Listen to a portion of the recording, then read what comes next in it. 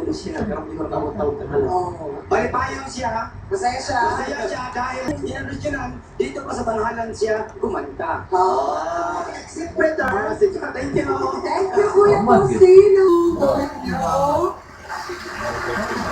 Secret, umaawla pa rin siya. Oo. Nakakawatawa itong mamang ko. May mag-enjoy ka na kung ito matakot sa Oo, amin. sasayahan.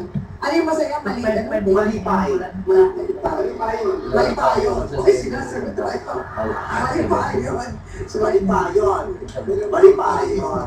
Yan, tingnan natin kung naging malipayon ba ang ating mga orado sa iyong naging performance. Kuya Ernesto, si Orado Billy Crawford. Kuya Ernesto, parang kailangan ko rin ng translator. Interpreter. Para sabi sa kanya, Oo. tayo ka ulit. Dito ka ulit. Dito ka. Ayan. Ang haba-haba ng Interpreter. Ito na to. Konti lang sasabihin ko sa iyo, Kuya. Hindi na ko na balik na doon. Charos. Bagay na bagay ka dito sa tawag ng tanghalan. Interpreter? Ang ngayon ko nakatiri sa tawag ng tanghalan. Oo. Ang ngayon, hindi sa kayo. Ang ngayon, Joey. Bagay ba? Bagay. Bagay. At mas magaling ka daw sa contestant number 2. Bakit? Maayo ko na ka magkanta kaysa contestant number 2. Wala din ako yung sarili niya. Hindi ko sinabi yun. Kasi Panginoon na bala sa atin. Sabi ko sa kanila yun. Oo. Galit ka sa akin, wala naman akong ginagawa sa'yo. Sa kanya, sayang yung checkered na damit mo. Oo. Hindi. Ito, kasi pagkanta mo, ang taas ng energy. Kuya Interpreter? Ang pagkanta ni mo, taas ka ng power energy. Oo. Tapos, ang laki ng boses mo, pero powerful. Ibong tingog niya, kusog. Oo. Ibong ba kusog? Naintindihan niya, huwag ka naman.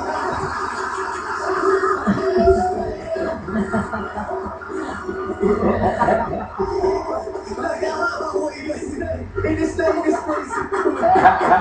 O sige, kuya. Maraming salamat. Ka-order pala, hindi na siya natutuwa kay Kuya. Naiintindihan ko na yun. Ang pala hindi kumingiti kanina ba? Kala ko natutuwa ka. Hindi, pagkawag na tangala talaga yung performance mo. Yun lang ang comment ko sa'yo. Very powerful.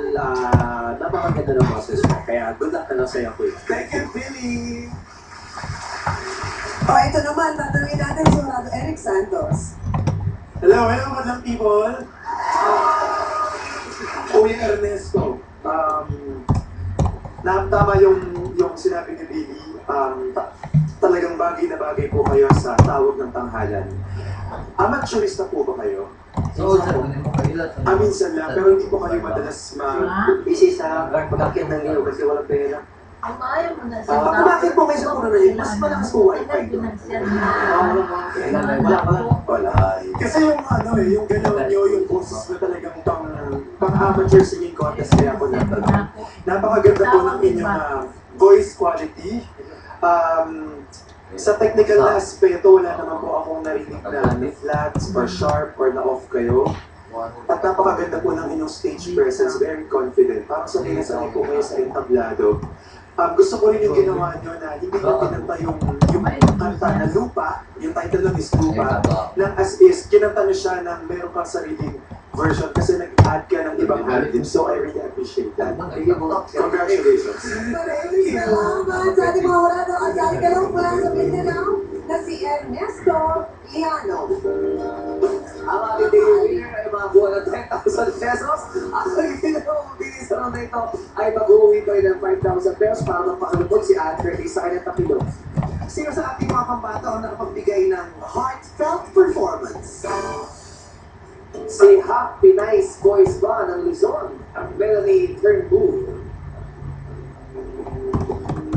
Habang may panahon, ika'y magbago. ng Visayas, Faustino Villar. Katapusan mo natin Panginoon.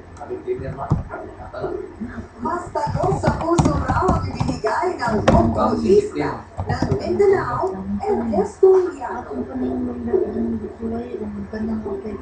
Sino kaya ang magwaw na?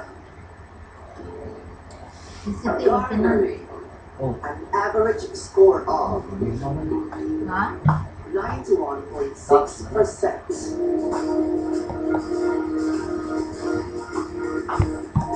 Ang ating daily winner ngayong Lunes ay mula sa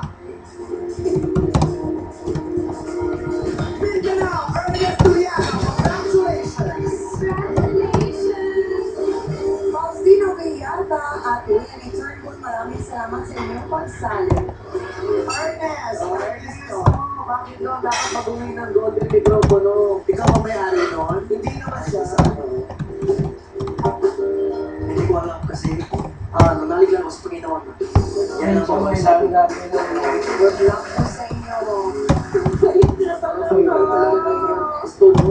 Kung gusto nyo ba natin ngayon ang ating defending champion kasama si Charles? Thank you so much, guys. Kamusta natin ang ating defending champion mula sa Metro Manila. Walang ibang Checks de Castro, pare. Kamusta ka? Okay naman, kabado pa rin. Pinakaba ka pa rin? Oo. Champion ka na. Kabato ka pa Yun rin. na, iba pa din. Iba dito, pare. Oh. Ano yung technique mo para mailabas mo ang emosyon mo sa pagkatama pa yan? Yung makandang ko kasi sobrang heartfelt, kailangan kantahin. Siguro, in-internalize ko yung lyrics ng song para